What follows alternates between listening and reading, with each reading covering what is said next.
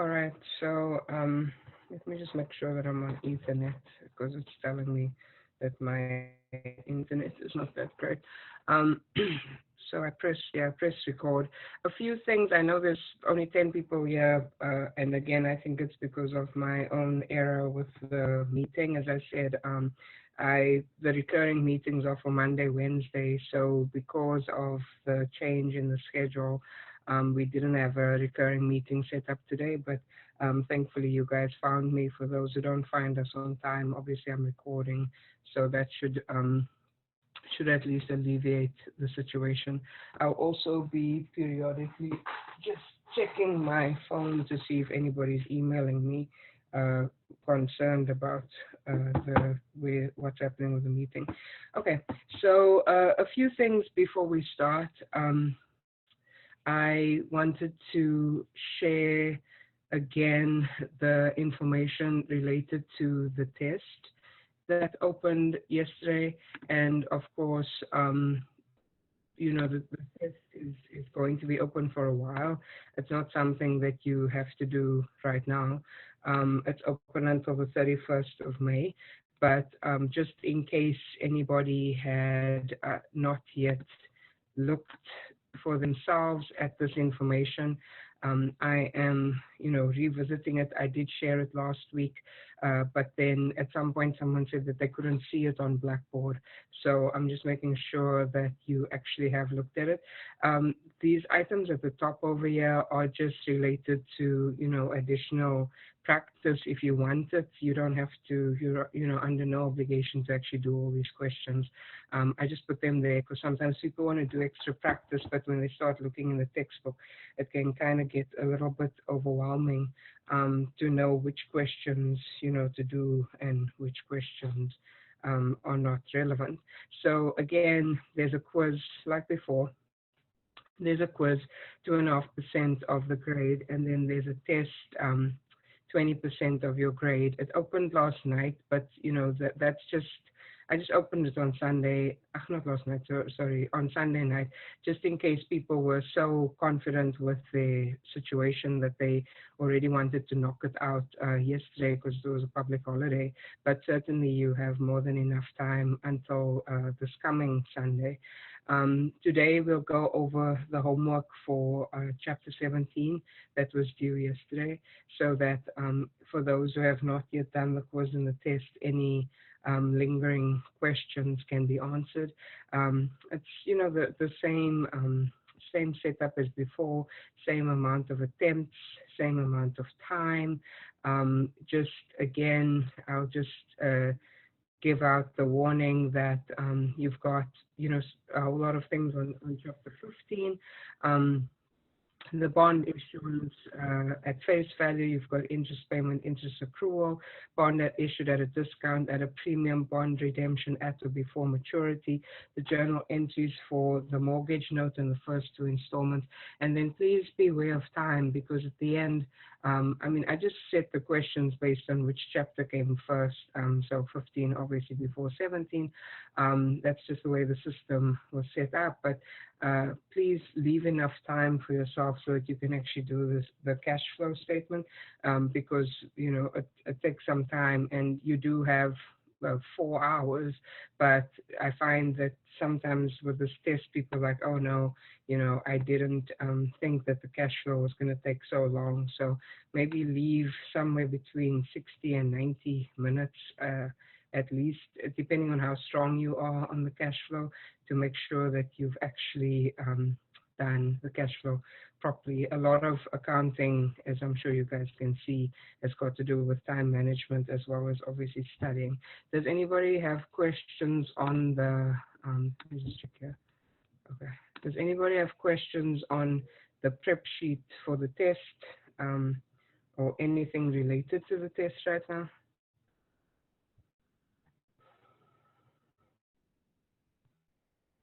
Okay. So that's the test. Let me go into Wiley and just share something that I promised and is still happening. A few people in both of my classes of the semester, the one class is the fully online class and the other class is us, had asked me about extra credit, just I think feeling that they wanted to get some extra points just to create, I guess, a type of a buffer, especially because the semester has been so difficult. So I did set up an extra credit. I was going to roll it out a bit later on, before the final.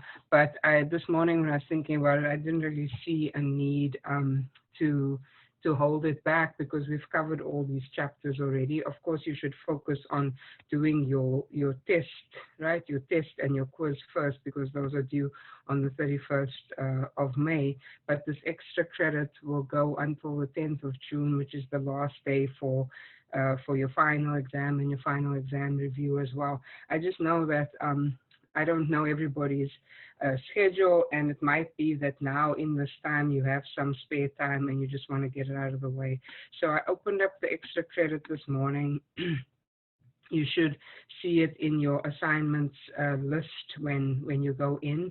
Basically, it's just covering questions on chapter 13, 15, and 17. So it's just three questions. Especially 15 and 17 are helpful, I think, because you have the test that is coming up. But again, focus on the test, not on the extra credit, because the extra credit has a longer due date. It's unlimited attempts until you get it right, and it's 10 points total.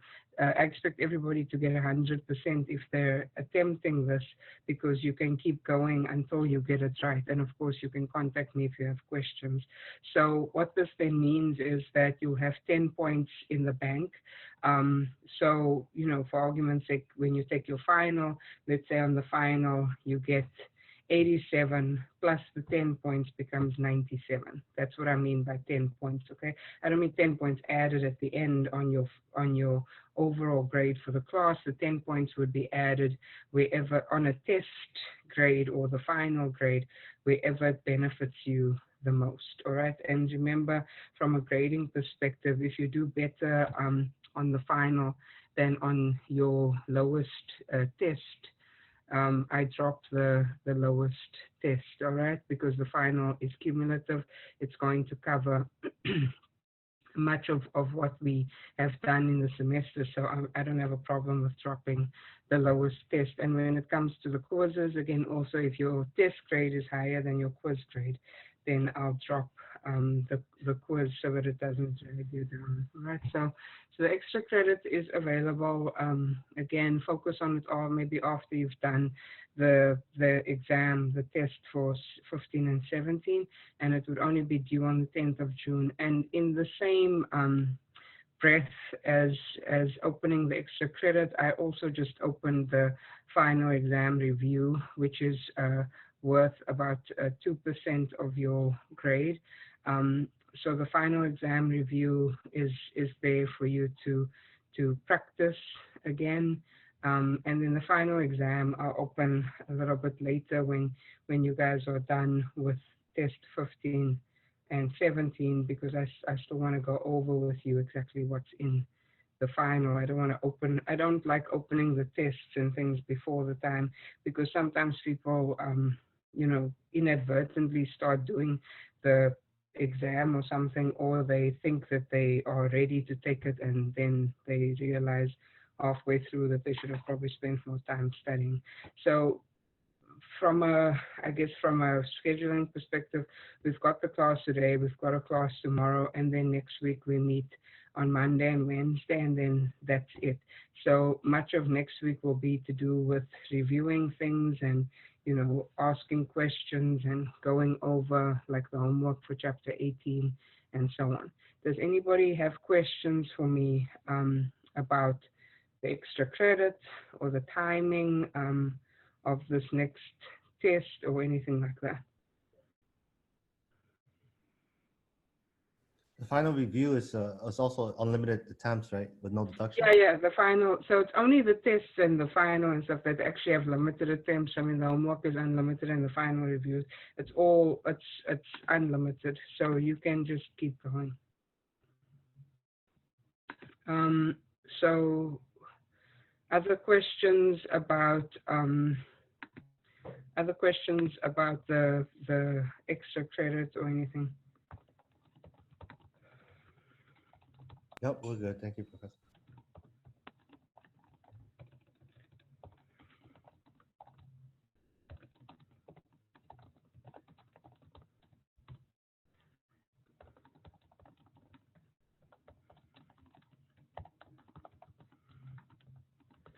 All right, sorry, I'm just responding to someone. Okay, so then today we'll go over the homework for chapter 17, and then I'll try to, well, not try to, we'll do example 1 in chapter 18, which covers the remainder of the ratios that we have not yet practiced, and then we'll just talk about comprehensive income and do an example for that. I don't know how much, how the time will work out, but I'm not going to push it too hard because we still have class for tomorrow.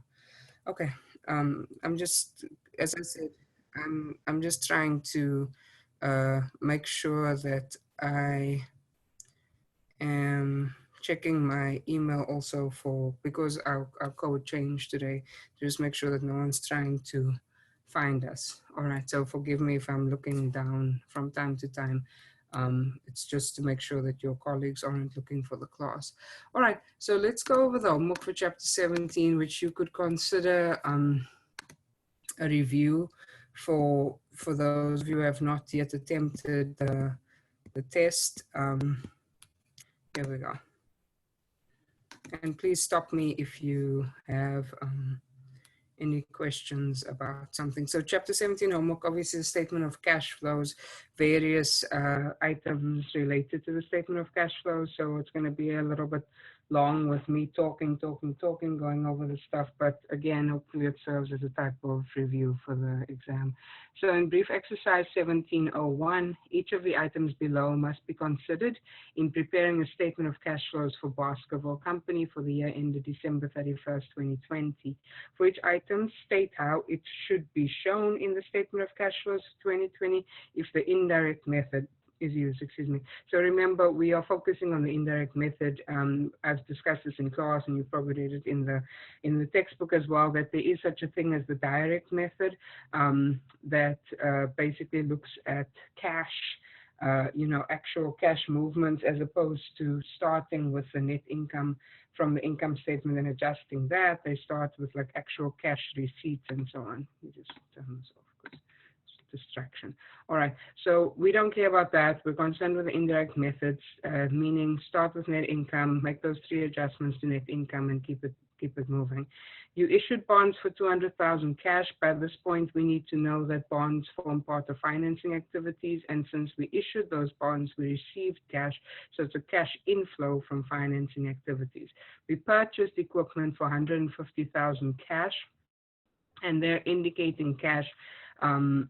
If it was purchased equipment by issuing shares or something, then obviously it would be non-cash. Since you purchased equipment, that's cash flowing out, right? And equipment is part of investing activities. Sold land costing 20,000 for 20,000 cash, so there's no gain or loss, right? Because the book value of land is cost, since you don't depreciate land. So you sold the land, so that's cash coming in, and it's coming in under investing activities. Declared and paid a $50,000 cash dividend. Dividends form part of financing activities, and it was paid, so it's an outflow in financing activities. This, again, these types of exercises were primer to make sure that you know where to place these items in the cash flow in order to build up to the point of being able to make a full cash flow. So some more of this type of thinking and analysis, and stop me at any time if you have questions, but I suspect this is somewhat straightforward for most people. An analysis of comparative balance sheets, the current year's income statement, and the general ledger accounts of Wellman Corp. uncovered the following items. Assume all items involve cash unless there's information to the contrary. Indicate how each item should be classified in the statement of cash flows. So in the indirect method, using these four major classifications.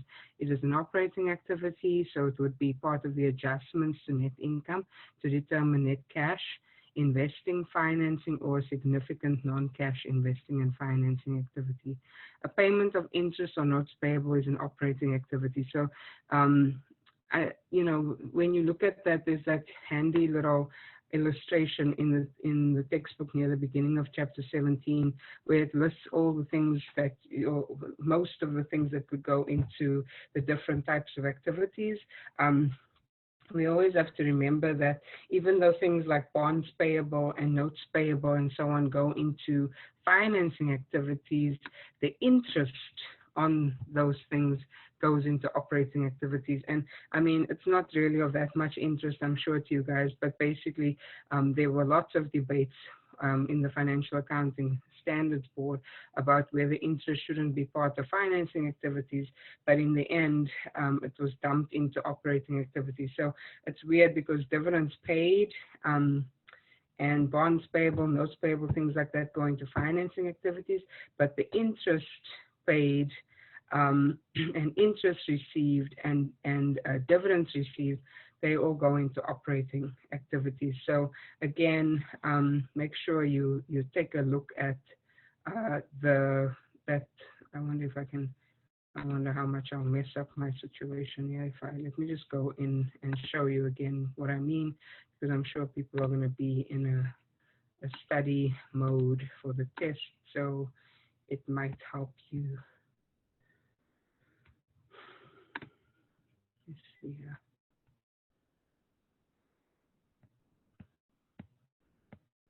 No, it's a little, I think it's gone a little bit too far. Okay, yeah, so do you see this? Interest received and dividends received goes into operating activities, but then when you look at financing activities, we know that the payment of dividends goes into financing activities. So, but the dividends received goes into operating activities. So, like I said, it's just and your interest paid is also part of operating activities. So, I guess the easiest way to remember it is that the only thing to do with interest or dividend that goes into financing activities is dividends paid. Everything else goes into operating activities, and it's not necessarily, in my opinion, intuitive that that's where it should go, and that's because there was much debate about where to put it, and in the end, for some reason, they just dumped it into operating activities. So makes it a little bit harder to remember. Exchange of land for a patent. A patent is an intangible asset. So if you invented something, you would usually take a patent. This has to be non-cash, right? Investing and financing activity. It's really an investing activity, but the non-cash activities are usually under a heading that says investing and financing activities. Sale of building at book value. The sale of anything is going to be a cash inflow in investing activities. Payment of dividends, financing activities. Depreciation is an adjustment to net income under operating activities. A receipt of dividends. See, I was just discussing this, right? A receipt of dividend as opposed to a payment. So that's an operating activity. Receipt of interest, also an operating activity. Issuance of common stock, a financing activity.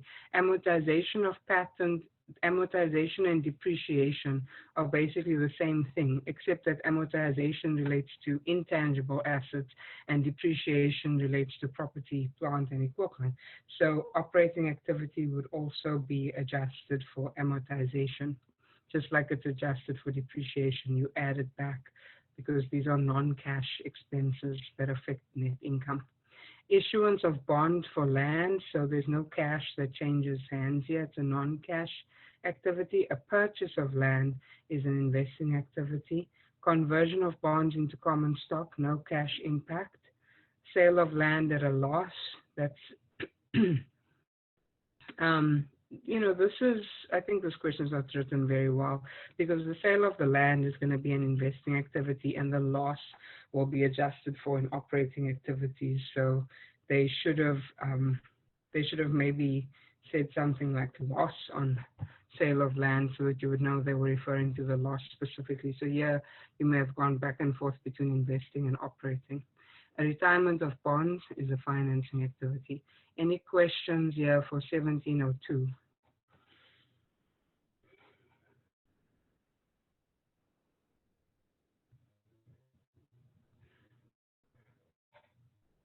Yeah, I'm good. Thank you. Good. Most people are good by their silence, I think. I don't see any questions for me. All right. Um, Cushenberry Corporation had the following transactions: sold land, cost of 8240 for 10,300. So again, land, the book value of land is the same as cost because land isn't depreciated because there's no, in order to depreciate, you have to have a useful life, and it's difficult to determine the useful life of land, right? So because the proceeds are greater than the cost, this is going to be a gain. So let's look at it. You debit cash. Yeah, there's the 10,300 that we received. Here's the cost of the land. You credit the asset land because you're getting rid of the asset. And there's the gain is the difference between the two. Remember, gain is a credit. So yeah, they're trying to run you through the journal entries so that you could see the different components of the journal entries and understand why we end up um, setting up the cash flow in the way that we do. This 10,300 is going to go into investing activities as a cash inflow. So we would have accounted for the entire transaction in investing activities. But we have to remember that this gain on disposal has already increased net income in the income statement. So when we do operating activities, we have to deduct the gain from the net income so that we don't double count it when we put the 10,300 into investing activities. All right. So actually writing out the journal entry helps to see the mechanics of the transaction and helps us also to understand why we make the types of adjustments that we do. Issued common stock at par for 21,200. So if it's at par, there's no paid in capital in excess of par. And the cash and the common stock amounts are the same. So you debit cash 21,200. So there's the cash impact that goes into financing activities, and you credit common stock. Recorded depreciation on buildings for 12,400. Debit depreciation expense, credit accumulated depreciation 12,400. Here you can see that there's nothing to do with cash happening in the transaction, yet depreciation expense decreases net income. And since net income is the starting point of your statement of cash flows, you have to add back the amount of this expense because net income was decreased by 12,400 that did not represent an actual cash payment. Paid salaries of 7,200, debit the expense and credit cash. Now, there'll be a question later on here in this essay that asks, what's the impact of this transaction on the cash flow? What you have to remember is that this was a cash transaction. It's already been accounted for as part of net income because the expense decreased net income. So there's no further adjustment necessary, all right?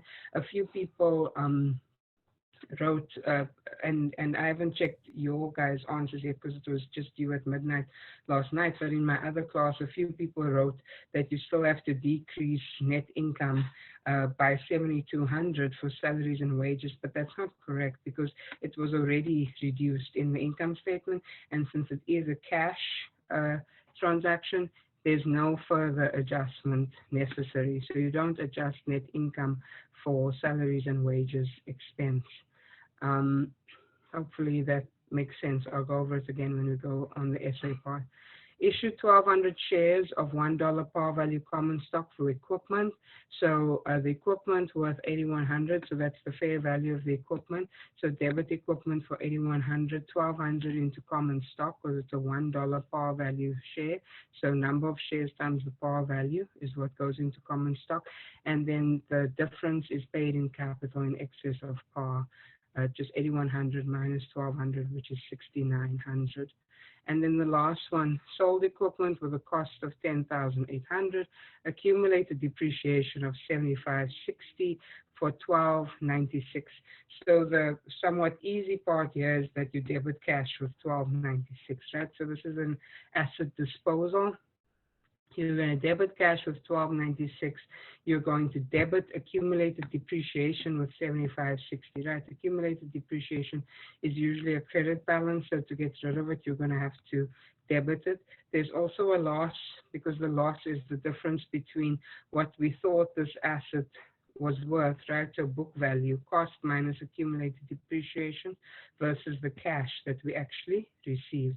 So you get rid of the equipment, you get rid of the accumulated depreciation, you recognize the cash, you then realize that debits are smaller than credits, so there's a loss of 1944, and that loss is picked up on the debit side.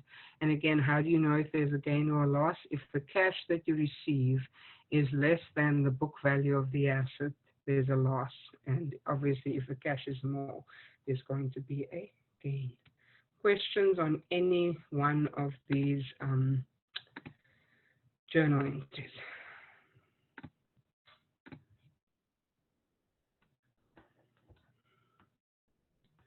All right, so then I'll move on to the essay part.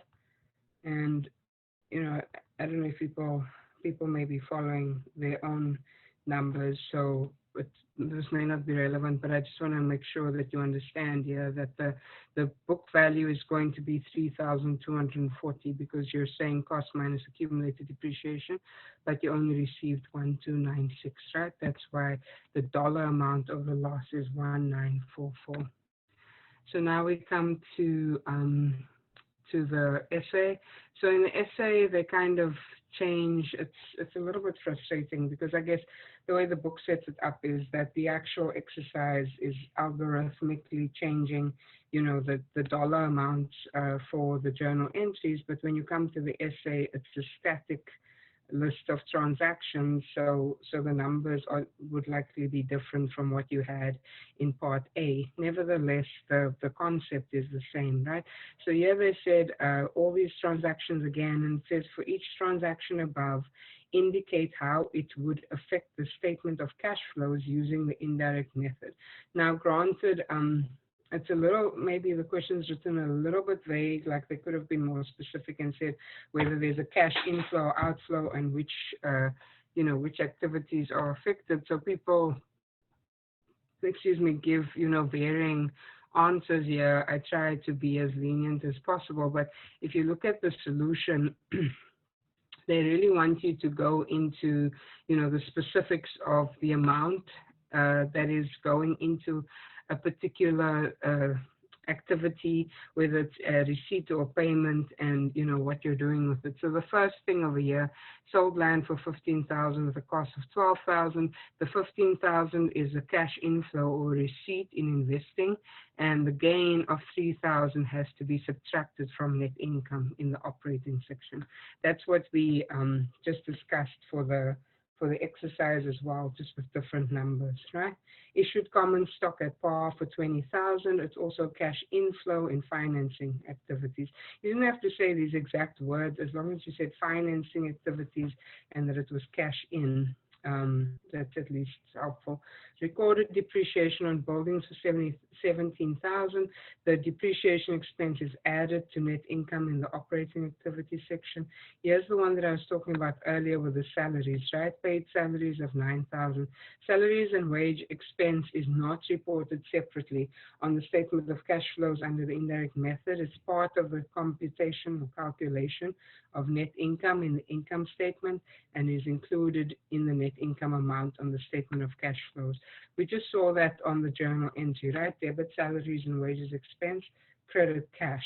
You don't have to make any additional adjustments in order to continue with the cash flow. So anyone who's saying that you have to still subtract this amount further, you would be double counting, all right? Because it's already a cash payment that is being recorded in the income statement. Issued 1,000 shares of $1 par value for equipment with 8,000. This is a non-cash investing and financing activity that you put at the bottom of the statement of cash flows. Then this last piece, right? Sold the equipment. Here they changed the amount. Now the book value is 3,000. They sold it for only 1,200. There's going to be a 1,200 inflow in investing activities and an 1,800 loss that is added back in the operating activities section. Questions, anybody?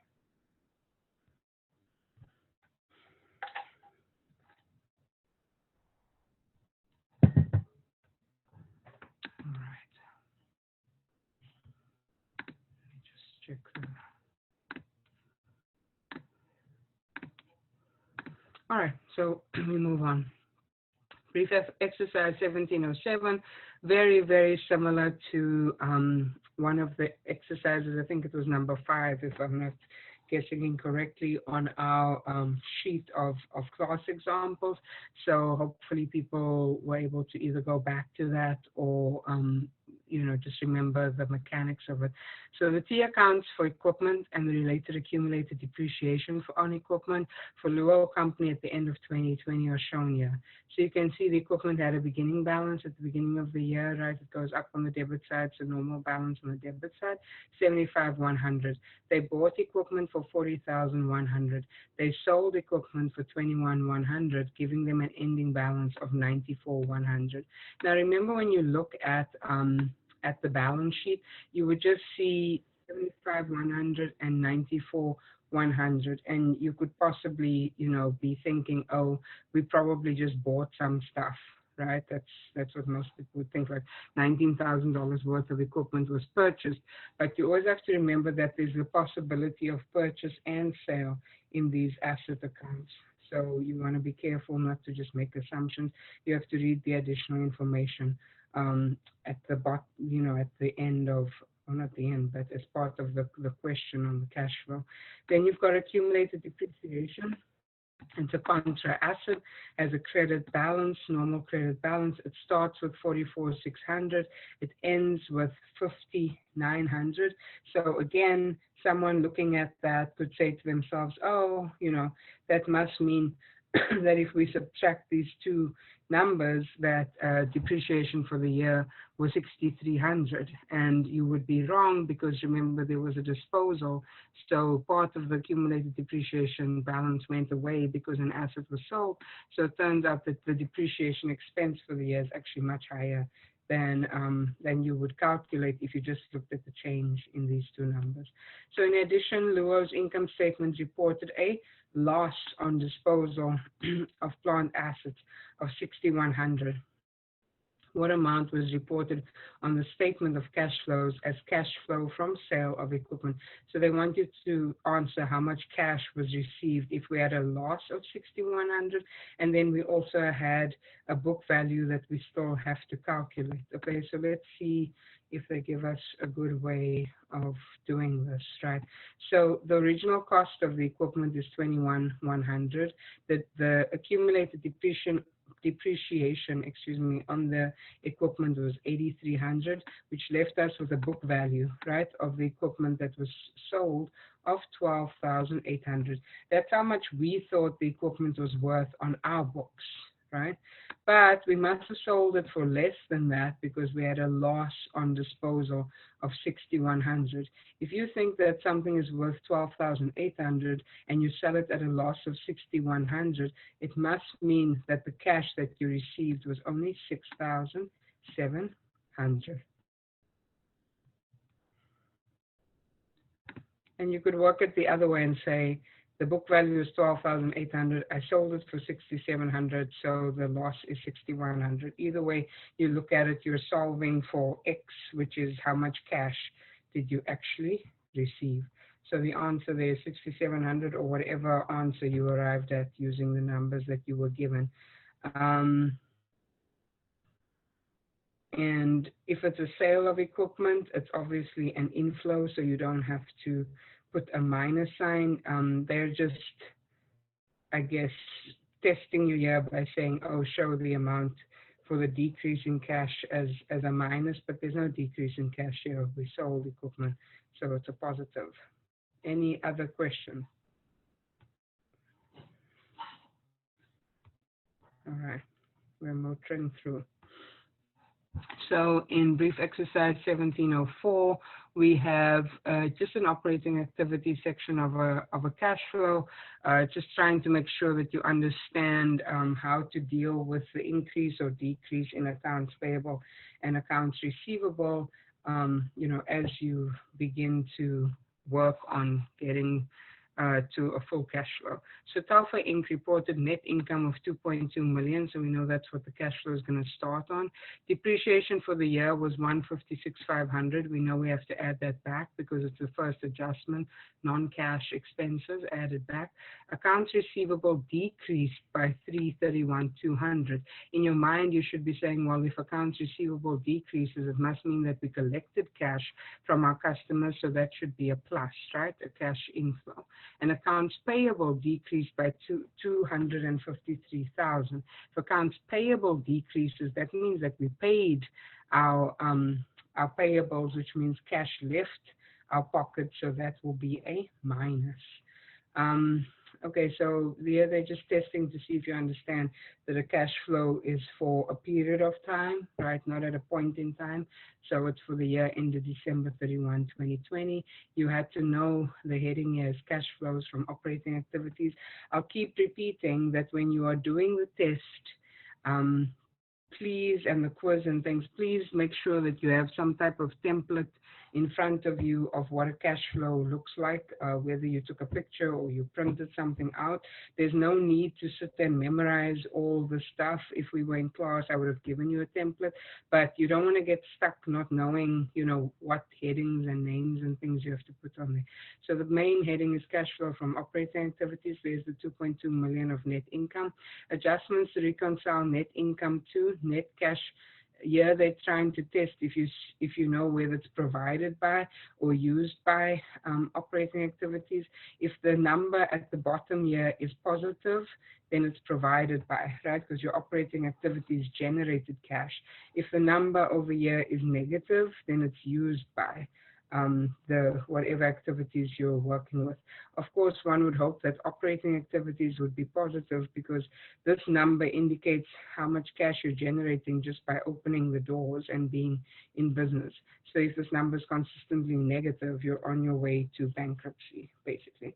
So again, be sure you are choosing or knowing which one to choose. You don't want to get stuck in a test on these types of pedantic things, right? Depreciation expense is being added back. As I said, a decrease in accounts receivable, although it sounds like something's going down, it's not a minus, it's a plus because we collected money from our customers. However, a decrease in accounts payable is a minus because we paid off our debt, so money left us. These numbers added and subtracted gives us a total adjustment of 234,700. Add that to the 2.2 million, and your net cash provided by operating activities is 2,434,700. Here goes 1704. What just happened there? Sorry, I don't know why the whole thing disappeared. All right. So Gutierrez Company reported net income of 190,100. So there's your starting number. Gutierrez also reported depreciation expense of 49,900. There's the depreciation to add back. A loss of 6,300. We know that the loss needs to be added back so that we can account for the whole thing in investing activities. The comparative balance sheet shows a decrease in accounts receivable. So we've seen this before. We know that a decrease in accounts receivable, you add. For the year 16,600 increase in accounts payable. An increase in accounts payable means that we did not pay our debt, so we end up with more money in our wallet, so that's also added. And a 4,800 decrease in prepaid expenses also added back because this means that there were expenses in the income statement that weren't actually paid in cash. Remember, if you can't if you can't reason this out logically, just go back to the sheet where the rules are, right?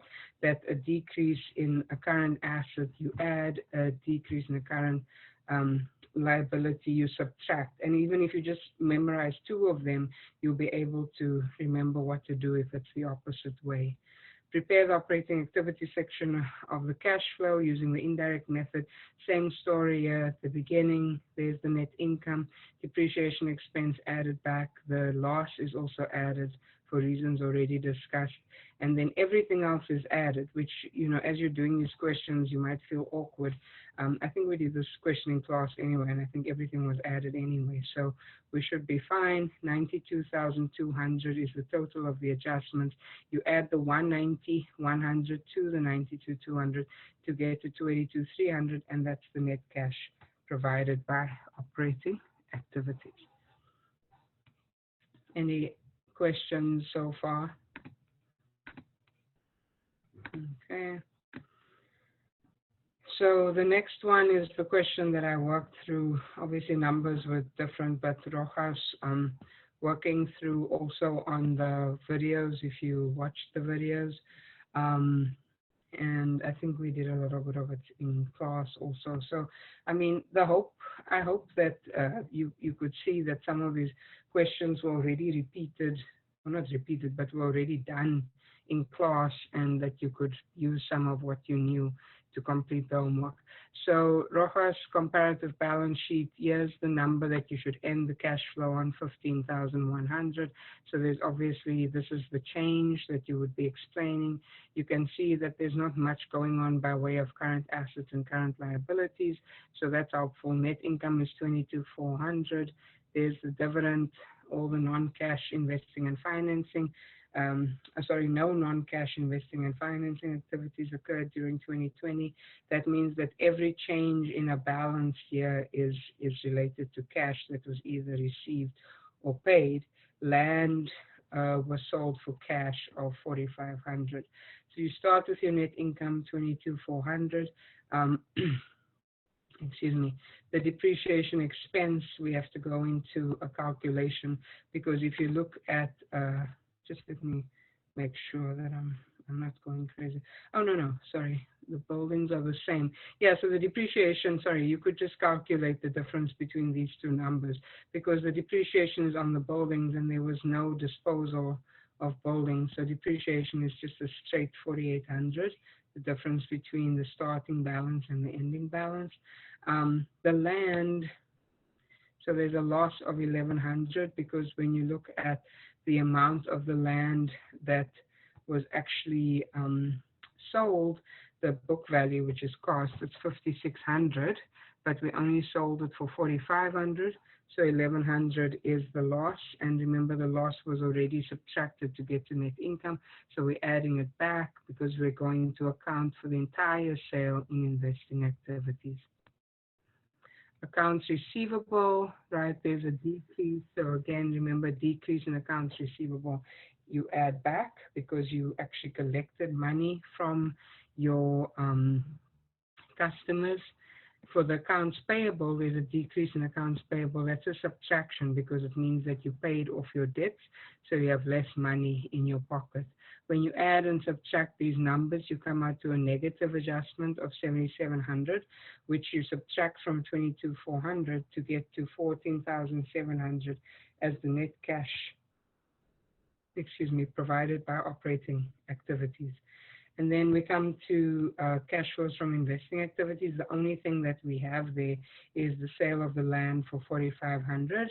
There's the dollar amount, because nothing is happening in buildings for the year, and there are no other investing related items on the balance sheet. So this is also provided by investing activities because it's a positive number.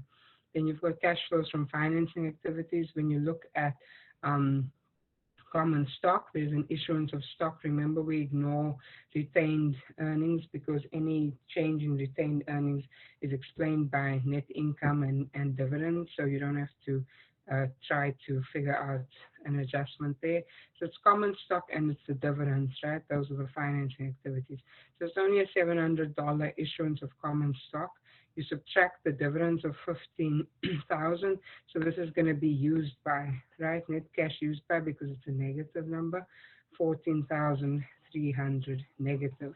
The three numbers together, the 14,700, the 4,500 minus 14,300, give you the net increase in cash of 4,900. Looking at the balance sheet, you should have already been able to predict that there was an increase in cash in the year of 4,900, because it's the difference between the 10,200 that we started with and the 15,100 that we end with. To the 4,900 adjustment or increase in cash, you add the cash at the beginning of the period, which is the 10,200, to get to cash at the end of the period, which is 15,100. Questions there? All right. And then they ask you to calculate free cash flow. Remember, free cash flow is where we want to see what's the actual cash that's available after accounting for any capital expenditures, so any investment in assets that the company has to make, or has made, I should say, and any dividends that are paid to investors. If you look at the calculation, you start with the cash from operating activities. So we start with 14,700, right? There's no capital expenditures, because if you look at investing activities, you can see there's nothing that was purchased. If we had purchased something, we would have subtracted it in this. And sorry, I'm in the wrong place. We would have subtracted it in this calculation. The capital expenditure is always a subtraction. The dividends also always a subtraction. Because we paid out such a big dividend of 15,000, our free cash flow is actually a negative 300. So anyone looking maybe to invest in this company and using cash flows for a discounted cash flow valuation would find that in this period or this year or whatever, there's actually negative cash flows, which obviously is not great. I mean, I guess it's somewhat okay, because it was paid out to the stockholders, but you know, when people want to invest in a company, they want to know that there's at least some cash left over, because they're very concerned with when they will be able to get their investment back. Remember, Wiley often gives you instructions on how to indicate signage and things like that in the questions. Please read those instructions carefully so you don't waste time on rounding or on format. Any questions on 1708? Again, this was the question that was in the video. If you had to watch it, I don't know. I mean, you may or may not have. All right, so the last one is a big cash flow. The cash flow in the test is also pretty big, so please make sure that, again, that you leave enough time for the cash flow in the test. So it's problem 1709, condensed financial data of chain. Here's the comparative balance sheet. There's the cash at the end of the year. So you know that your cash flow has to end on 117,100, and you know that the difference between these two numbers is going to be the increase in cash for the year. So you can already check, you know which things to look at to check your work. Accounts receivable, so we've got these three are our current assets. Then we also have investments, which we haven't had for a while. We have equipment, the balance has changed here, so we have to try to figure out what's happening there. And we've got accumulated depreciation. On the liabilities and stockholders' equity side, we have accounts payable and accrued expenses payable. Those both fall into current liabilities. There's bonds payable and common stock and retained earnings. We have to see if any of these changes are non-cash or if they're all cash. They give you a full income statement. This is sometimes where people start getting confused. We got so used to maybe just getting the net income number, right? And suddenly you see a whole income statement and you're thinking, oh no, am I supposed to be adjusting for all of these numbers in operating activity section, or what do I do now that I'm faced with a whole income statement? Please remember to just follow the logic, follow the rules that we discussed, right? The operating activities section starts with net income. right? And you only make those three types of adjustments. You don't suddenly, because you got an income statement, start adjusting for all kinds of other stuff. You only adjust for depreciation. There's the amount given to you, so don't even be concerned with going back up here to try and calculate it again. Just take the amount from the income statement. So you adjust for depreciation, right? Then you adjust for any gains or losses on disposal of assets. In this case, we have a loss, so that will be an addition. And then you adjust for the change in current assets and current liabilities. So notice how you only picked two things out of this income statement plus the net income, and then after that you went back to the balance sheet. So all these other things like income tax expense and cost of goods sold, all of that stuff, you can just ignore, all right? You don't have to make any further adjustments for them because they're all baked into the net income number already.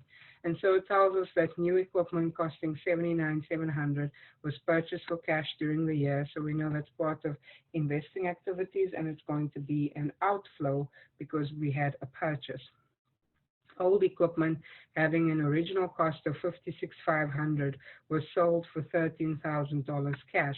So there's the cash amount, right, that we will put into investing activities. It's going to be a cash inflow. This is the same equipment, right, that they're talking about. If there's this loss, obviously relates to this equipment. Do we care about the cost? Do we have to calculate the accumulated depreciation? The answer to both of those questions is no. The reason being that for the sake of the cash flow, you only need to know if there's a gain or a loss and the amount of cash that was received. And if you're being given both of those numbers already, you don't have to still worry about calculating book values and all of those things. So even though they don't tell you what the accumulated depreciation is on this equipment, it doesn't matter because you already have the loss amount in the income statement. This is why it's so important to read all the information that you get given in these questions, because if you hadn't read this income statement properly, you may not have realized that you had the loss amount, and you would be trying to calculate the loss, but there's not enough information to do that. Bonds matured and were paid off at face value for cash. So the bond balance dropped. So that means that you can calculate the difference between these two numbers is the amount of cash that was paid out, and that's in financing activities. And then a cash dividend of $32,900 was declared and paid during the year, also financing activity, right? And they don't mention, let me make sure that I'm not misreading this. Yeah, they don't actually outrightly say anything about common stock, nor do they say anything about the investments balance, yet there are changes in those accounts. So you have to be careful and make sure that you do like a type of completeness check, that you've actually accounted for everything that's happened, because the additional information is not forthcoming with that stuff. So you almost have to just check off that you've looked at every balance. So we start with the net income from the income statement, $174,200. To that, we add the depreciation that we've already seen in the income statement. And and to that also we add, the loss on disposal of plant assets. And then you go through your increases and decreases in your current assets and current liabilities. For whatever reason, they start with current liabilities. So if we look at accounts payable, there's an increase in accounts payable, which means that's like money in our pocket because we didn't pay our debts. So that's a plus. The decrease in accrued expenses payable is going to be a minus because we did pay our debt, so cash went out. When you look at prepaid expenses, there's an increase. Inventory is an increase, and accounts receivable is also an increase. So all of those are going to be a subtraction because an increase in a current asset is a deduction. The easiest way to think about this is if my accounts receivable balance is going up, then it must mean that I didn't collect cash from people. And so that means that even though the revenue over here, right, the sales revenue is being recorded as part of net income, the reality is that some of this revenue is still not received in cash. So it's actually, $60,300 we have to subtract because we didn't get the cash for it. So all of these added and subtracted get to an adjustment of positive 7,300, which you add to 174,200, gives you net cash provided by, because it's a positive number, of 181,500. Any questions there? I also just need to take a break to drink some water, so much talking.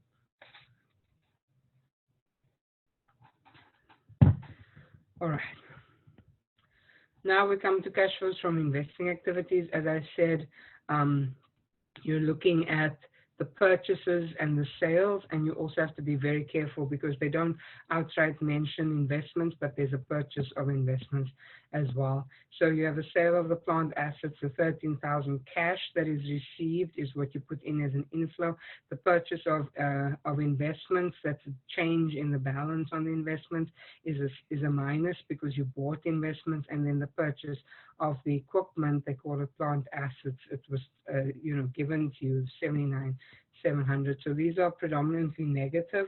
So net cash used by investing activities, because we applied some of our cash to buy stuff, minus 94,600 is the total.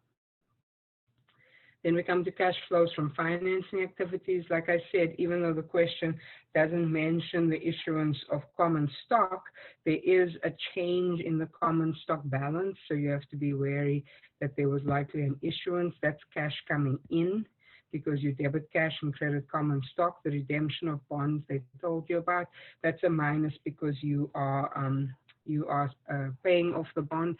And then, of course, the payment of the dividends, which you get given the information over here. Remember, dividends aren't an expense, so they'll never show up in the income statement. You have to be told separately how much the amount is, minus 32,900. Again, these numbers are predominantly negative, so it's net cash used by financing activities.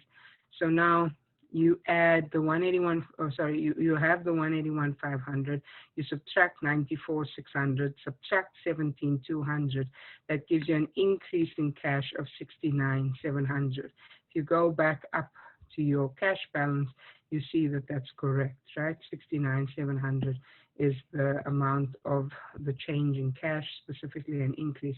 To that, you add the cash at the beginning of the period to get to the cash at the end of the period. Any last questions on the Chapter 17 homework?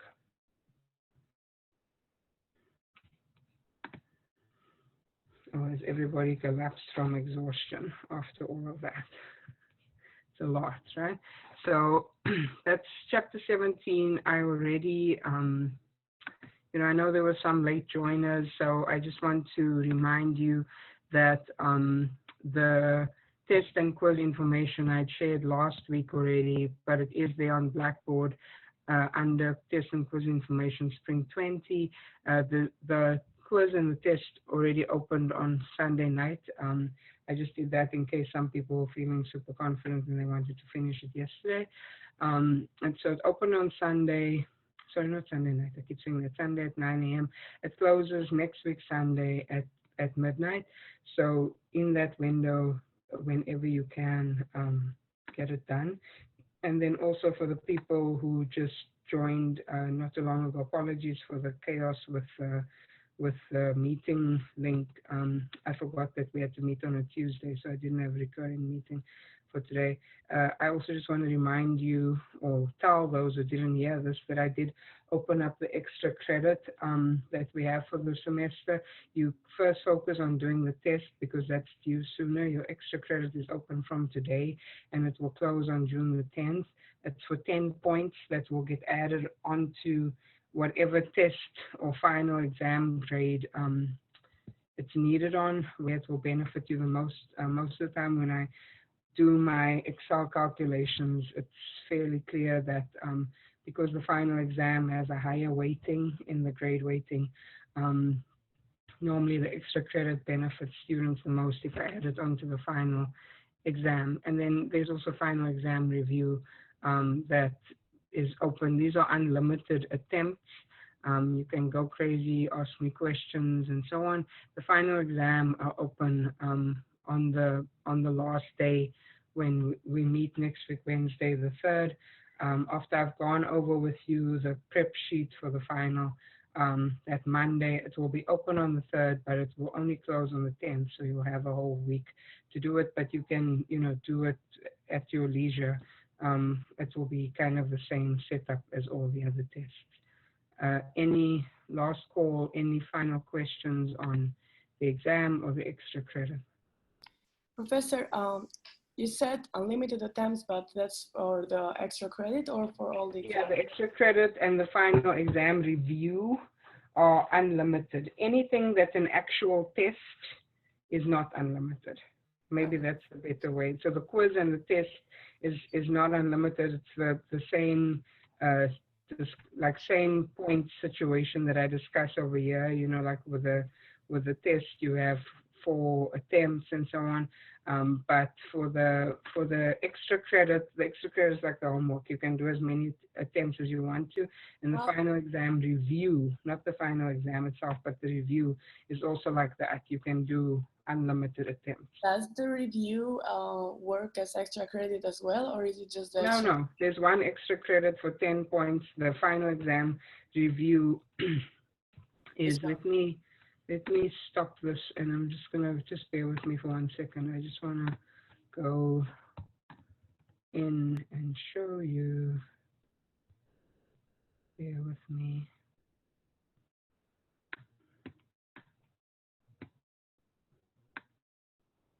I'll put the share on in a second. I just want to find what I'm looking for.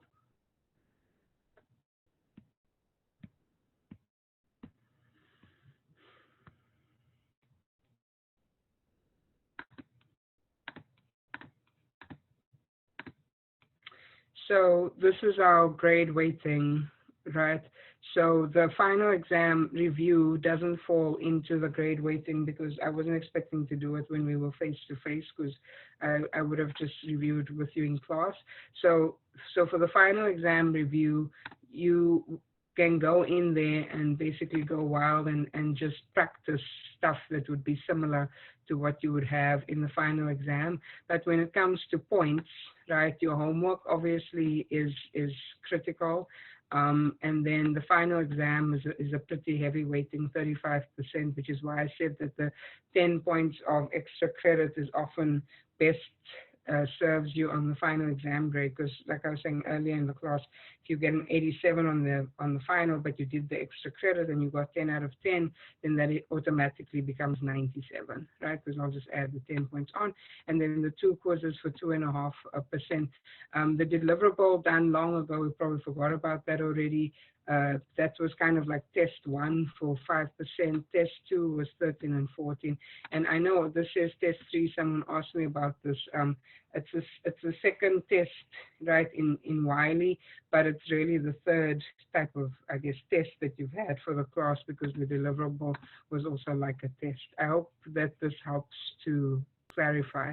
So when you're doing the extra credit, that's for 10 points. If you do the final exam review, that's for your pleasure or displeasure, but it's not a must to do either one of those. They're both optional.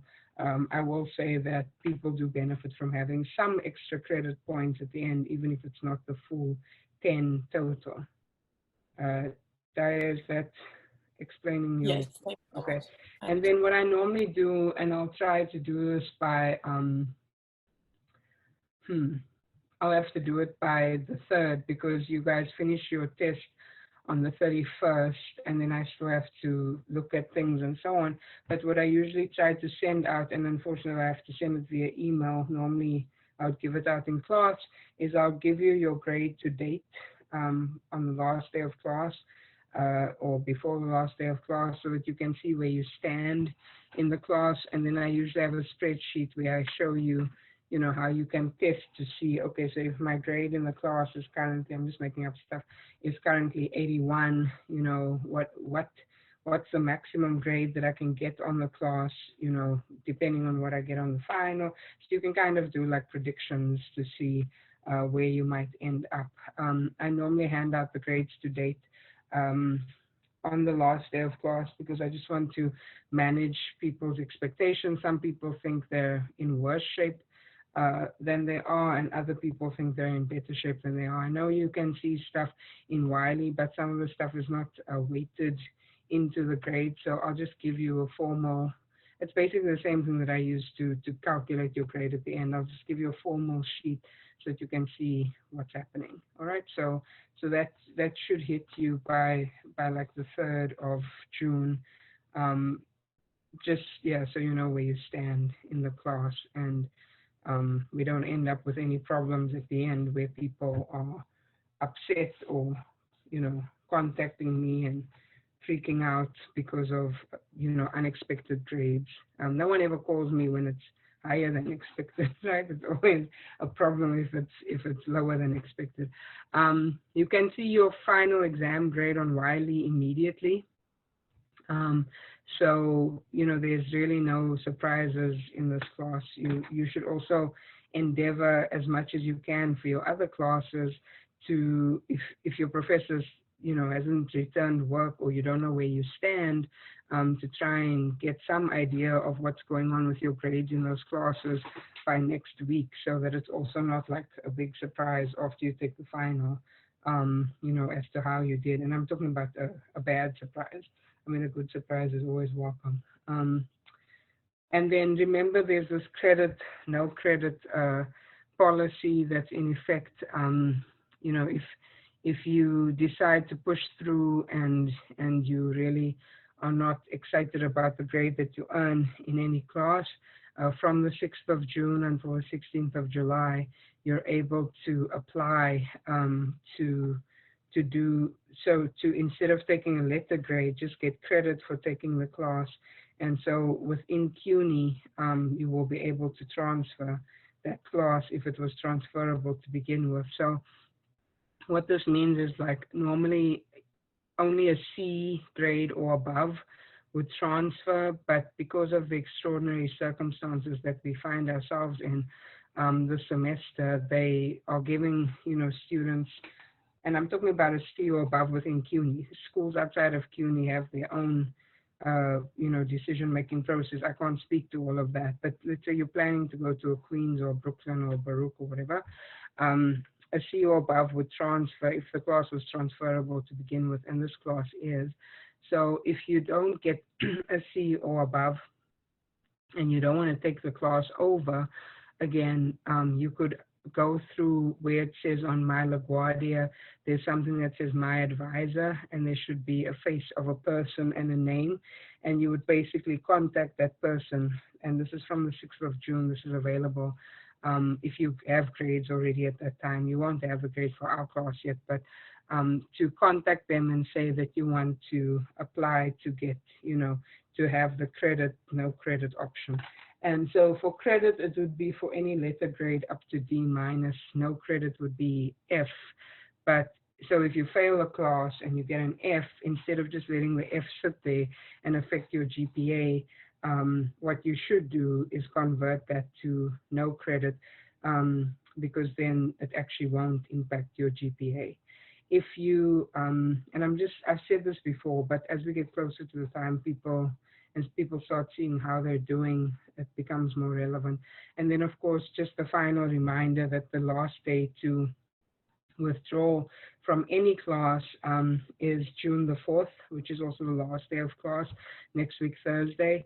If you want to withdraw from a class, then you end up getting a W grade as opposed to, getting an F, or like, I'm assuming people want to withdraw from classes, it's because they're not doing as well as they hope. And then you can also avoid the whole credit, no credit business. But, all these things you have to constantly be thinking about financial aid and what the impact is and so on. So I'm bringing this up again today because you have at least just over a week to think about it. If you have questions about your financial aid and so on, those need to be resolved before you make a decision. But the absolute last day to withdraw is June the 4th.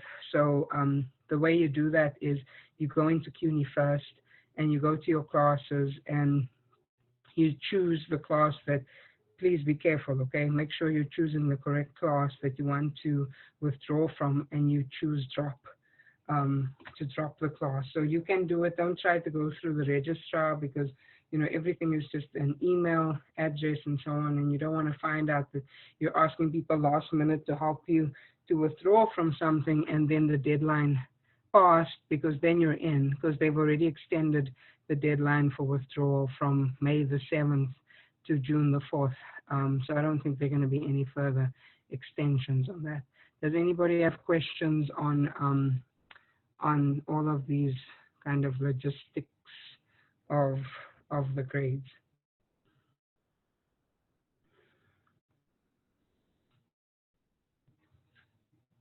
So if you get a 95%, it's still an A?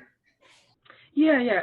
The way I work the grades is I start rounding up from the half, from the 0.5. So if an A technically starts at 94, but if you have 93.5, it rounds to an A.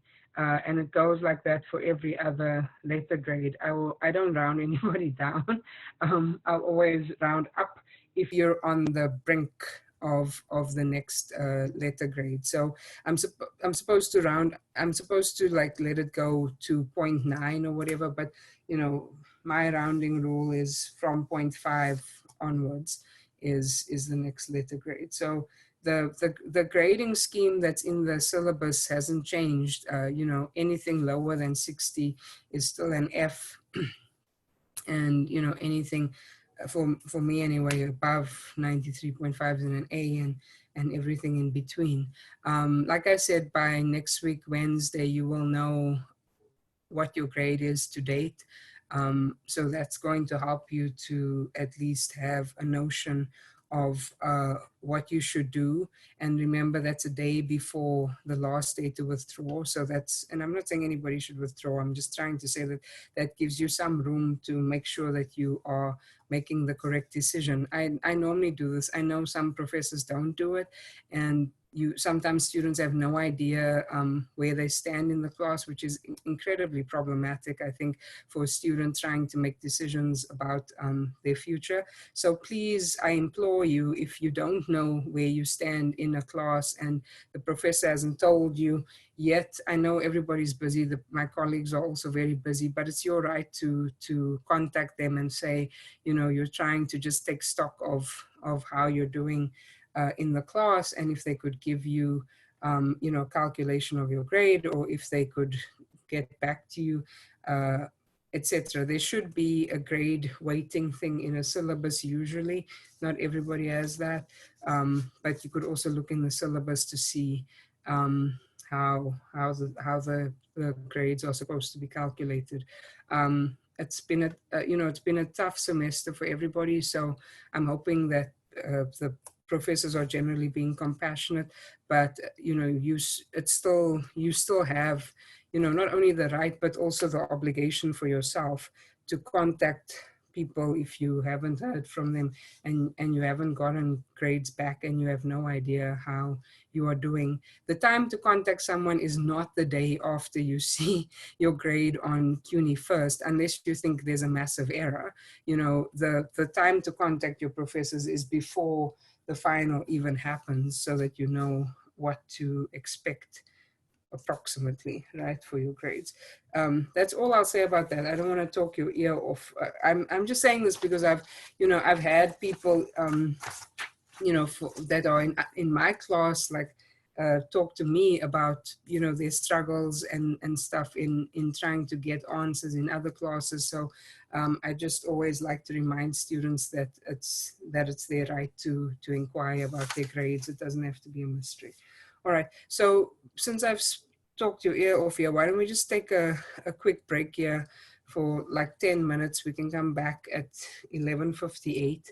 And at that point, we'll do example 1 and 3 in chapter 18, or however far we get. All right, so I'll step away for like 2 minutes and we'll start back up at 11:58.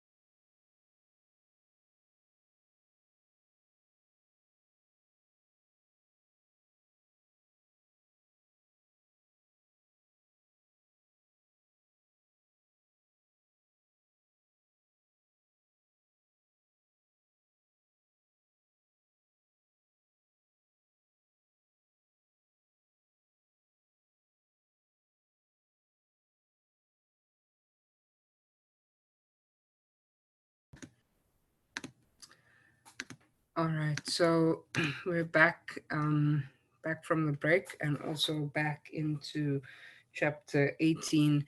And I'll just, I guess by way of a refresher, go into the notes and just remind everyone of where we were last time. So we said that chapter 18 is predominantly to do with analyzing companies' financial statements, and that analysis, or for that analysis, we are focusing on ratio analysis, and ratio analysis is broken up into three parts, specifically liquidity, right, profitability, and solvency. And so the last time when we were together, we did example number 2, which was this Wimmers Corporation example in the notes, and we were able to calculate all the ratios right through to debt to assets ratio.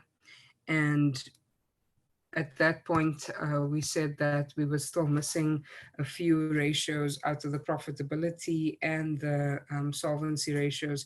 So we would move on to example 1 that calculates things like earnings per share, PE ratio, payout ratio, and times interest earned. So just to go back, hopefully everyone has this stuff open and give you a few minutes. If you tell me that you are still trying to get there, that's fine. I'm looking at example 1 right now.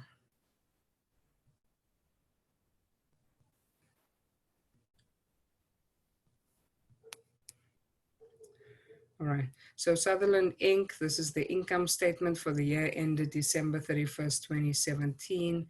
And my formatting is a little bit wonky. I don't know if I'll be able to fix it, but this is supposed to say, it looks better on your sheet. It's supposed to say 400,000. Let's see, I don't know if moving this is, okay.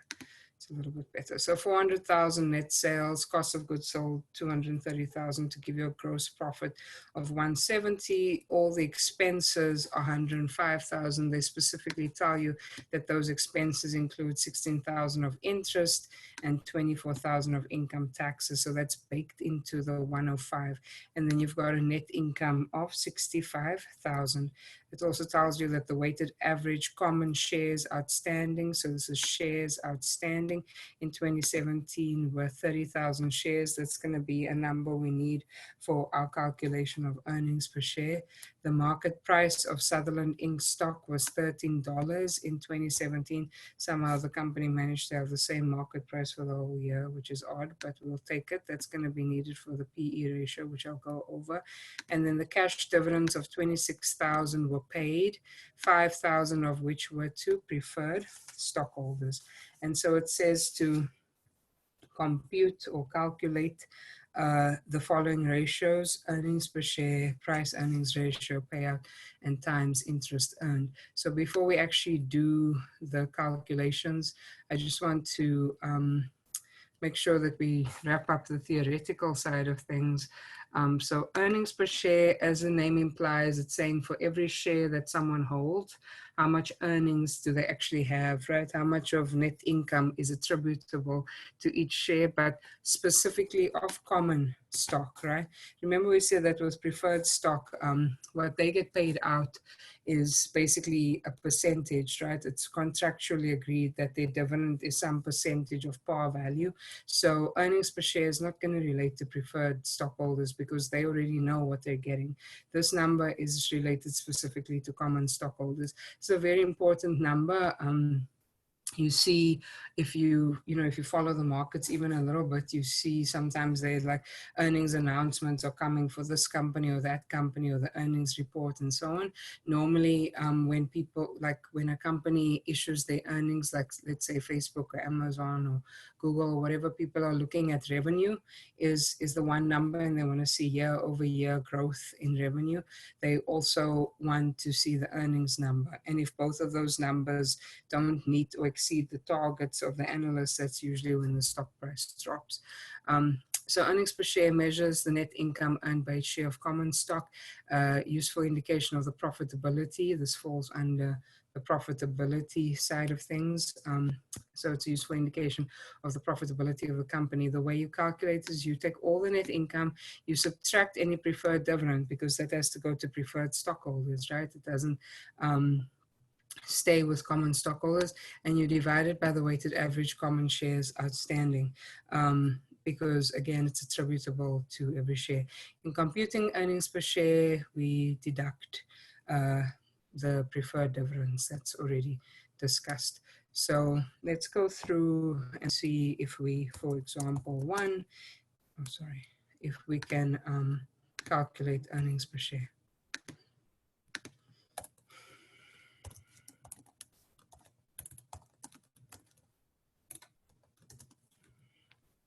So again, it's net income minus any preferred dividend, and you divided that by the weighted average common shares outstanding. Sorry for the bad typing here today. All right. So in this question, we do have a net income number given to us. We go back down at 65,000, right? We also have a preferred stock, sorry, not preferred stock, a preferred dividend number given of 5,000. And we also have the weighted average common shares of 30,000. So we have everything that we need to calculate earnings per share. So we're going to say 65,000 minus 5,000, which is 60,000, divided by 30,000 weighted average number of shares. And so it becomes obvious that this is just going to be 60,000 divided by 30,000. So it's going to be $2 per share. The answer is 2, but that has to be expressed as $2 per share. So if you were invested in this company, each stock that you owned would have earned $2 per share.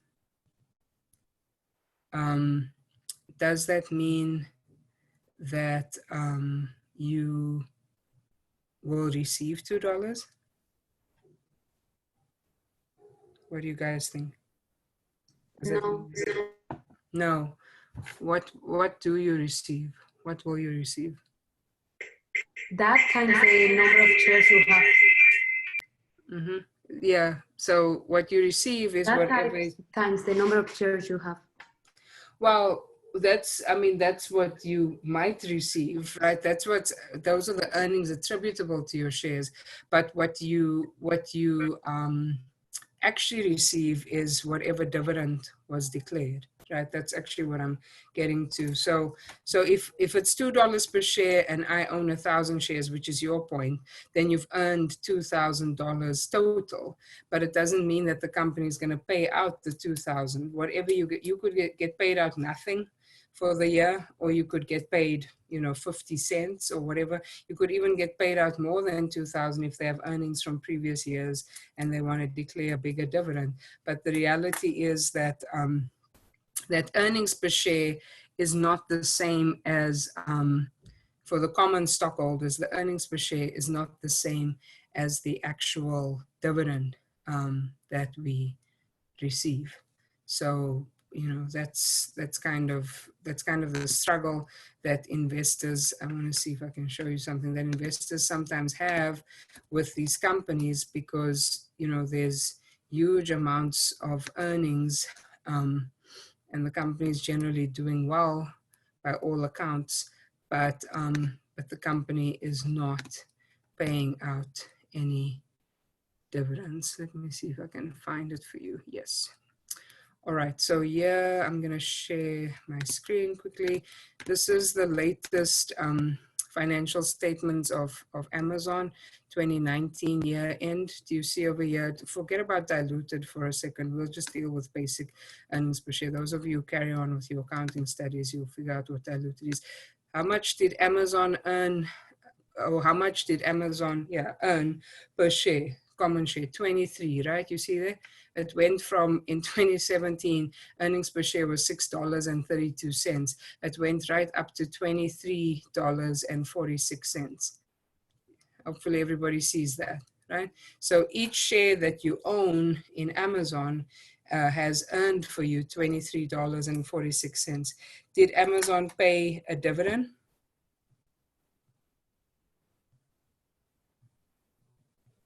Yes or no? Want to take a wild guess if they are paying dividends? No. No. So, and that's the struggle, right? That's the rub. That's what I was talking about. So this is what I mean when I say, that we can calculate earnings per share, but it kind of, I don't know how to put it. It kind of doesn't matter. In the sense of, is that what you're taking home, quote unquote, because it's not. It's not going to be the case that that's what you're taking home. Sorry, I'm just checking something. All right, so let me go back in. So that's earnings per share. Any questions on earnings per share before we move on to the next item, which is the PE ratio? Oh, okay.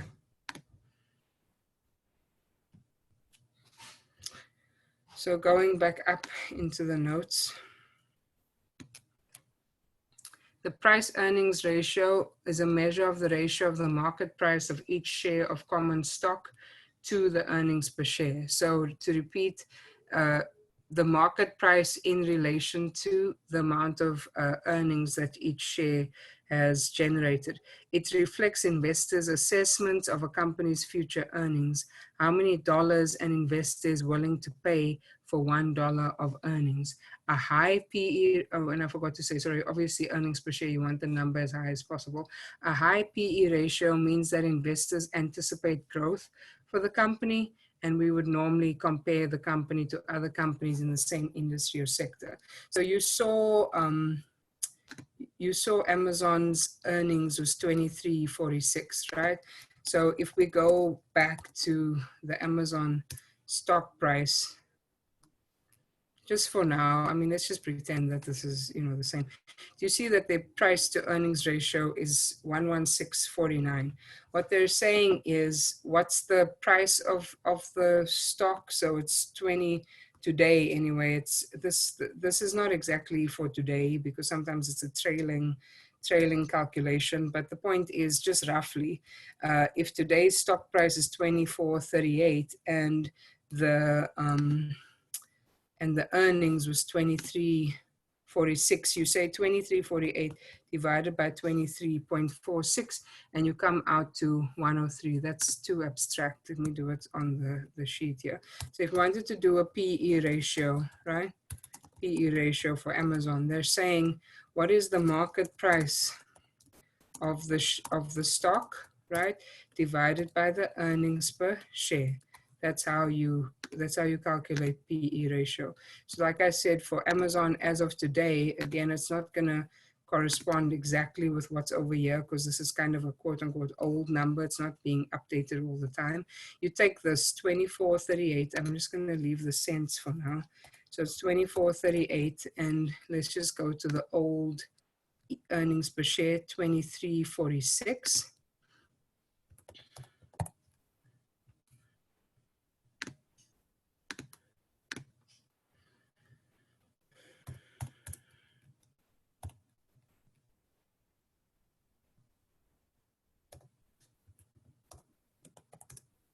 So 103.9 or 104. So that's what the price to earnings ratio is for Amazon. That means that investors are willing, and I'll just type it over here. Investors are willing to pay $104 for every $1 of earnings of Amazon. What do you think? Does it sound crazy? Why would you do that? Why would you pay $104 today for every dollar of earnings, what must you be thinking about the company?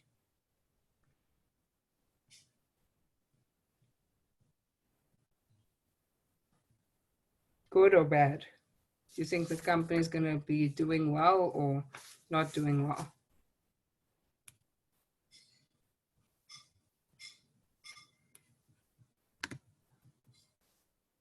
No guesses?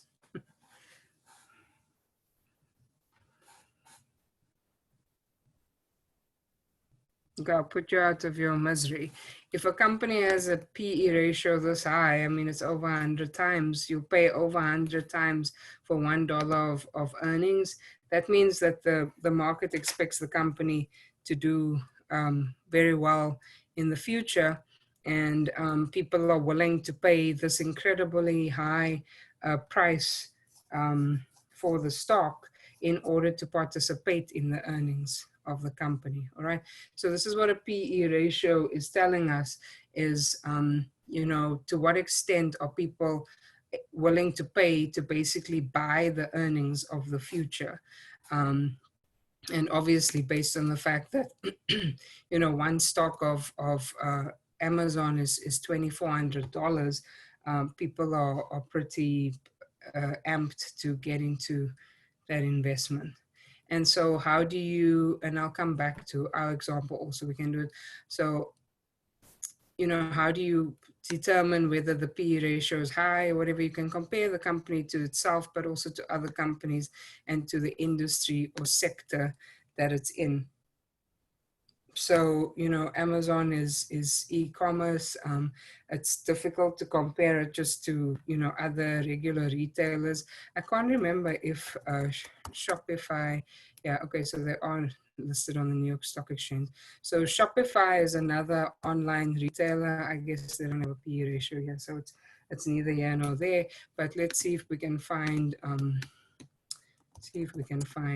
another PE ratio to at least throw at the problem. So Google is only 29, right?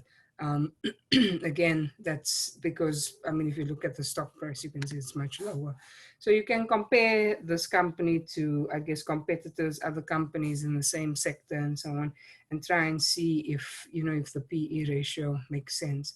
For our example, the company that we're looking at, their market price per share was $13 per share, and we just calculated the earnings as being $2 per share, right? So continuing with example 2, the PE ratio, it's the same thing, right? Market price over the earnings per share. I'll just bring it down for the sake of ease. And this company, excuse me, $13 in the question, right? Divided by the $2 earnings.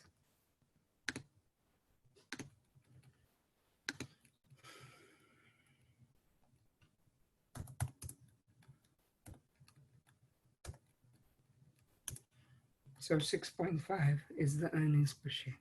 So it's the same explanation. Investors are willing to pay $6.50 for every dollar of future earnings. All right. Any questions on the PE ratio? It's a little bit of a tricky concept sometimes, so feel free to ask if you have any.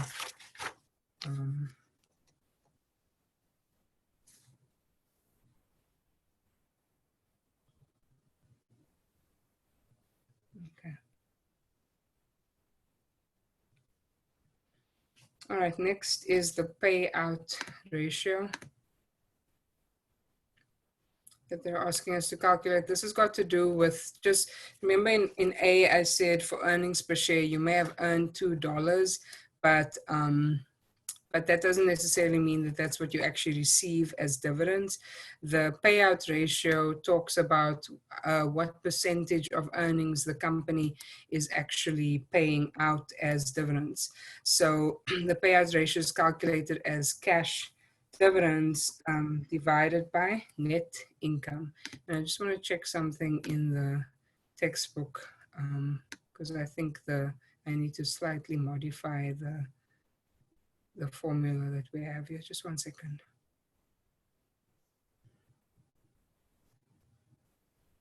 Oh, I've gone too far.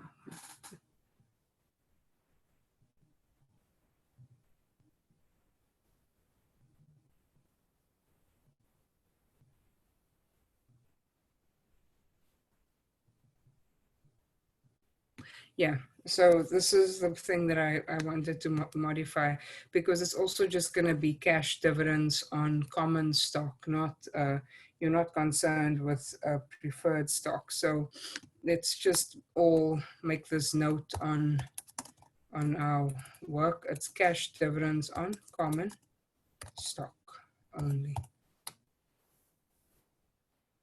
divided by net income.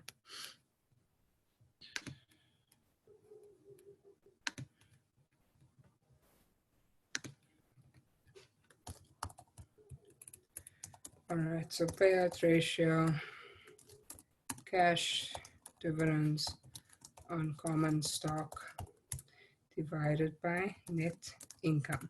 So this is telling you what percentage of that net income did the company actually pay out in the end. For Amazon, it would be 0 because they have not paid out a penny in dividends. So, you know, if I was an investor and I wanted a dividend, I wouldn't be very happy about that. So let's look here. The cash dividends of 26,000 were paid, but 5,000 of that was to preferred stockholders. So we have to deduct the preferred, and then of course net income is 65,000. So it's 26,000 minus 5,000, and then you've got your net income of 65,000.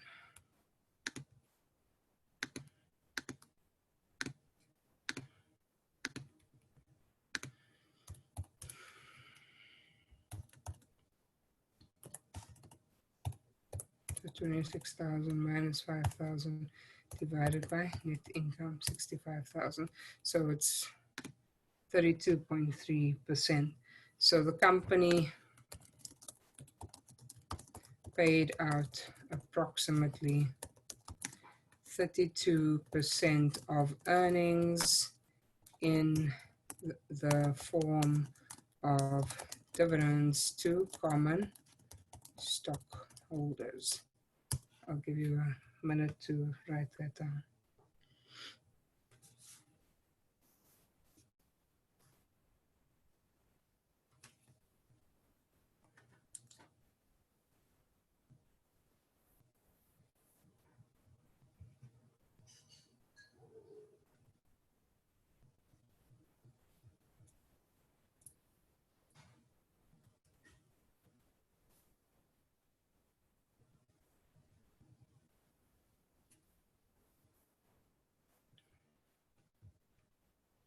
Okay, so that's the payout ratio. Note again, it's for cash dividends on common stock, not including preferred stock.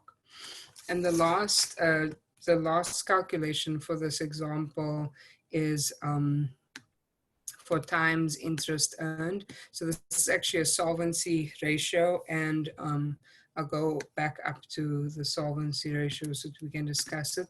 Times interest earned provides an indication of the company's ability to meet interest payments as they come due.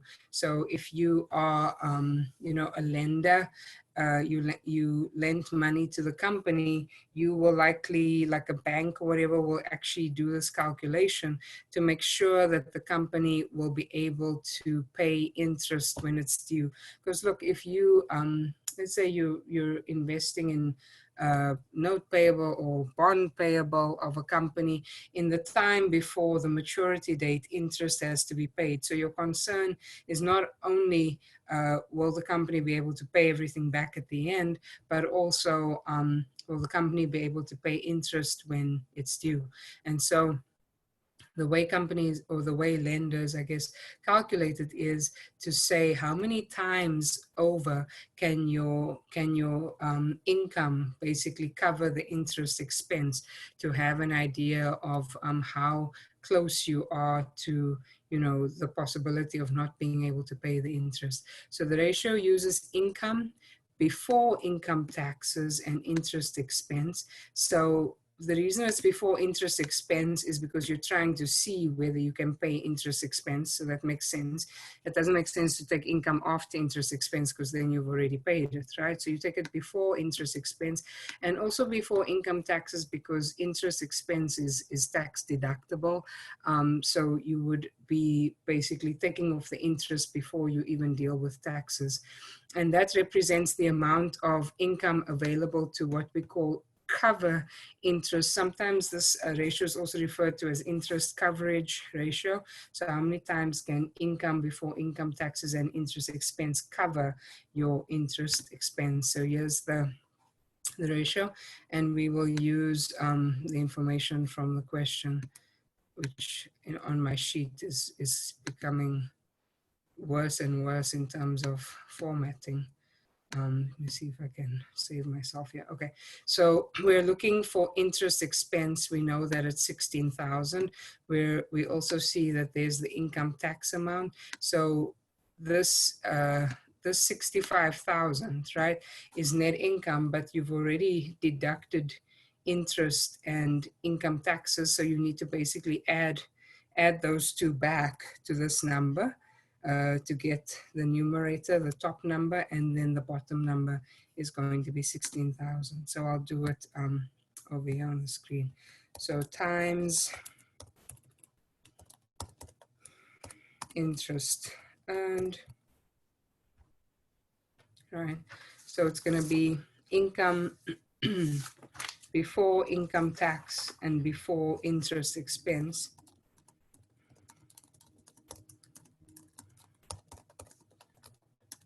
divided by interest expense. And I'll just keep reiterating, you are under no obligation to memorize these formulas when you do the exam.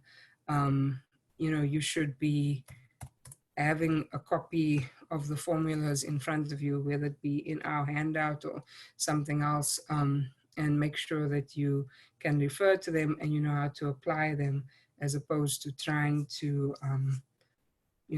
regurgitate stuff that's not necessary. If we were in class, I'd have given you a formula sheet. I know I've said this like a million times, but I'll still get the question at some point before the final.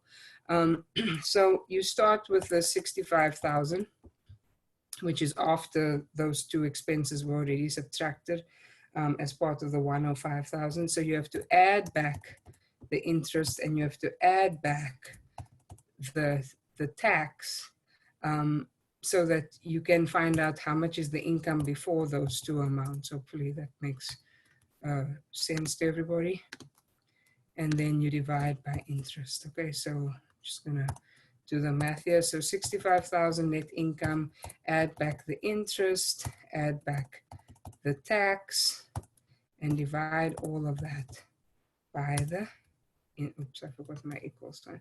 Divide all of that by the interest. So it's 6.56 if we keep two decimals times. So what this means is that income before income tax and interest expense can cover our interest expense approximately 6.56 times. So when a bank or some other lender is looking at this, they may have some type of benchmark number in their mind based on their business of how many times coverage they would want. If we want to compare this company, we can compare the company to itself to see if the ratio is improving or not. And we can also compare the company to the industry. And we want this number I'm sure it's obvious, but I'll just write it to be as high as possible, right? You want a lot of income so that you can easily cover your interest, so that there's not going to be a question of whether you are able to pay interest or not. Questions there?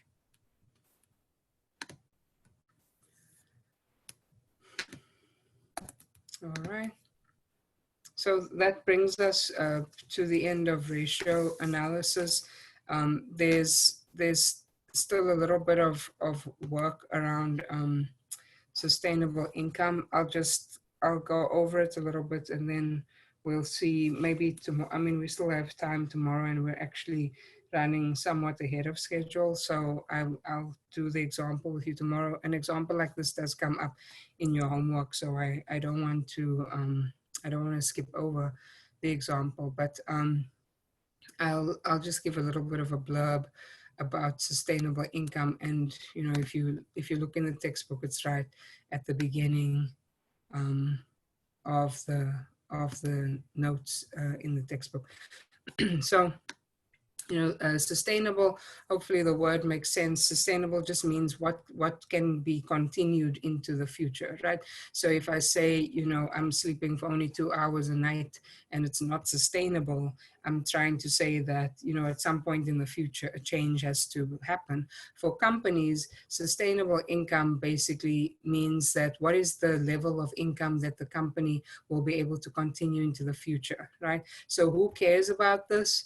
It's definitely people who need to lend money to the company, like banks and other investors, or people who want to buy equity, right, stocks in the company, because it's very easy, and you can imagine this yourself, right?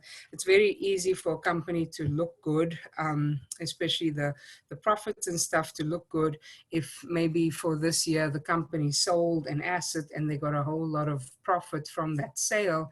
So now that boosts their net income for the year. But the reality is that next year there isn't going to be a similar transaction. So we have to realize that that level of net income is not sustainable. Similarly, with some of us, if you were eligible and you received this stimulus check from the government, right? Let's just say you received $1,200 from the government through the stimulus check. That's a one-off thing that happened. It's not going to be part of your income every month, for the rest of the year or the rest of your life. So that's not, if you had to look at your bank account or something at that point after you got the money, you would know that that level, that balance is not sustainable, because you won't keep getting the check over and over. So same thing with the company. So if we had to say to ourselves, okay, we want to buy this company or we want to lend money to the company, we want to be able to identify all the things that are specific, to this year, or specific, to this period, that are not expected to repeat, because we will, if we do like a cash flow calculation or something, we will try to remove anything that we think is not going to happen again in the future, in order to just make sure that we value the company at the appropriate level. So sustainable income differs from actual net income by the amount of, there's the words, right, unusual revenues, expenses, gains, and losses included in the current year's income. Back in the day when, when I was studying, and even while I was teaching at LaGuardia a few years back, they used to call it extraordinary income. So, it's things that are just out of the norm. So anything that's unusual, even now, as we are in the midst of a pandemic, companies are experiencing, massive amounts of losses and expenses and things that were likely unforeseen, and even drops in revenue and so on. So anyone looking at a company, for the 2020, the first 2 quarters of the year, would have to make some type of adjustment for the fact that it's a very unusual time that we are in. An income statement provides information on sustainable income by separating operating transactions. That means the day-to-day activities of the company from non-operating transactions. And it's these non-operating transactions that are the unusual items that, you know, we want to be able to say, okay, this is something that's not going to continue in the future. So if we want to look at the you know, forecasting how the company will do in the future, we have to remove these things. Operating transactions is what can actually carry on day to day.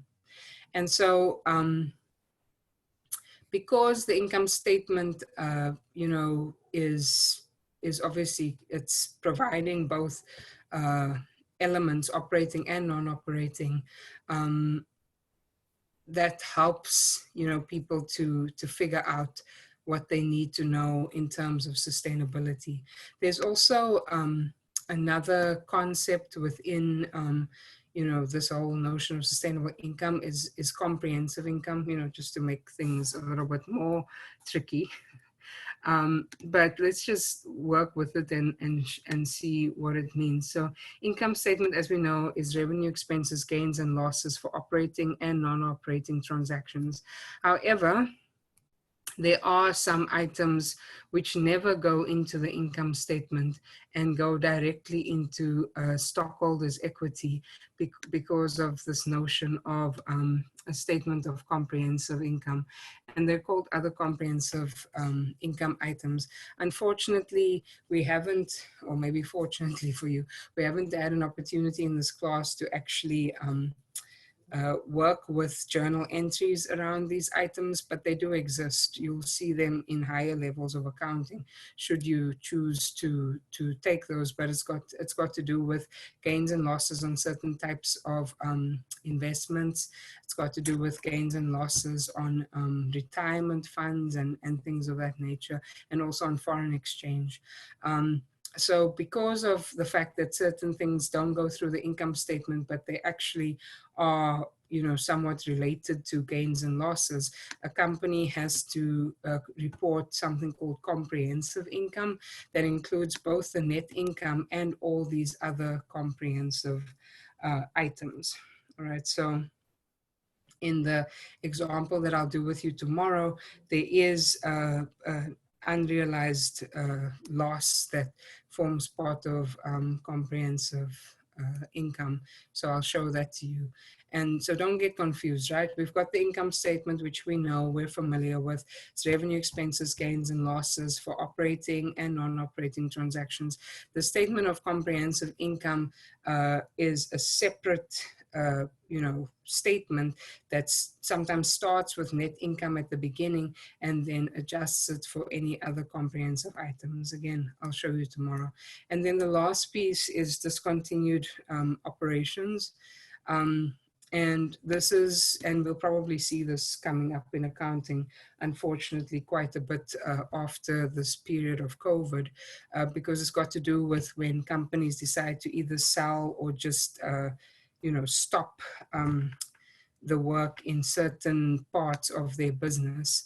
And when they do that, sometimes if they're selling the business, they may sell it at a gain or a loss. And I'm not talking about selling the whole business. I'm talking about some part of the business.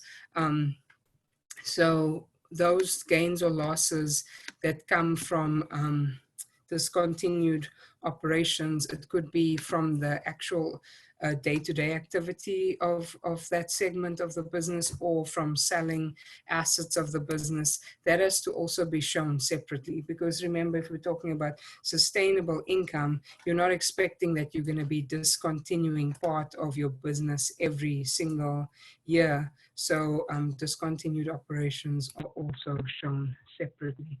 So let me see if I can give you.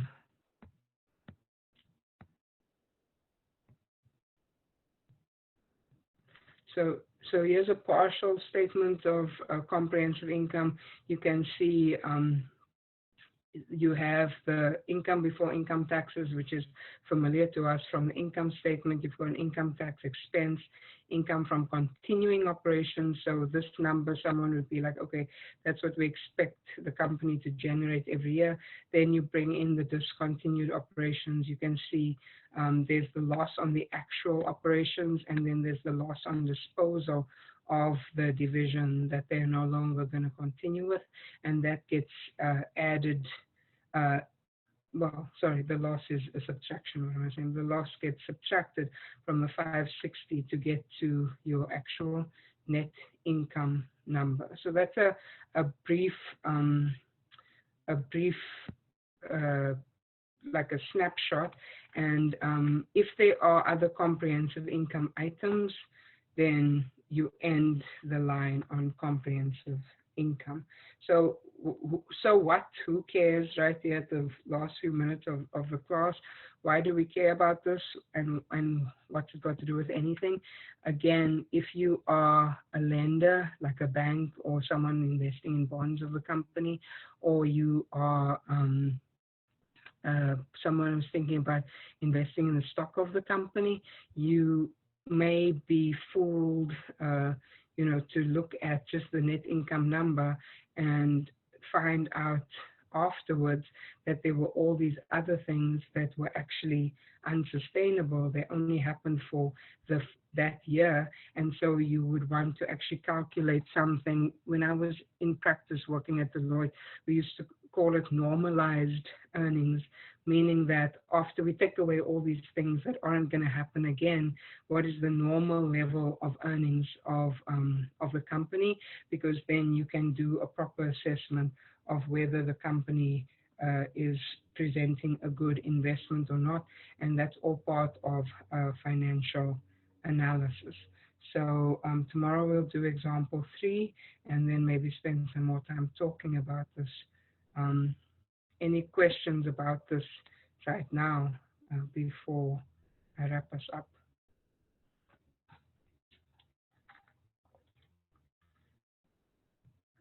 Yep, good for now, Professor. All right. So that's basically chapter 18, except for maybe some extra practice tomorrow. I've told you, I think, all I need to tell you for today. I've taken all the attendance before some people dropped off, so we should be okay for attendance. The test and the quiz are open. Please study, take your time. You don't have to rush to do it. Make sure you're comfortable with the material before you start.